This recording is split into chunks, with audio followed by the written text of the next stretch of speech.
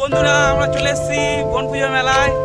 এই দেখো বড় বড় চিড়িয়ারা আছে এখানে। আর এই শালাবাবু যাচ্ছে পূজা দিতে মার মন্দিরে।